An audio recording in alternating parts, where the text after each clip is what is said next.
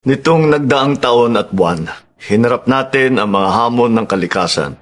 Malalakas na bagyo, magkakasunod na lindol, pagputok ng bulkan, at mga pagbaha. Sa gitna nito, naging matibay na sandigan ng bayan ang ating mga military at uniform personnel o MUP. Hindi rin nawawala ang banta sa ating seguridad. Ngunit panatag ang sambayanan dahil nandyan ang ating kapulisan at kasundaluhan. Ang ating mga MUP ang unang sumasagot sa tawag ng tungkulin kahit kaakibat nito ang mga banta sa kanilang kaligtasan. Sa lupa, tubig o himpapawid, hindi kayo nagdadalawang isip na magsakripisyo ng inyong kaligtasan para sa kapakanan ng bawat Pilipino. Bilang pagkilala sa inyong walang sawang paglilingkod, dedikasyon at husay, ating itataas ang base pay ng MUP. Kasama rito ang lahat ng military and uniform personnel mula sa Department of National Defense, Department of Interior and Local Government, Philippine Coast Guard,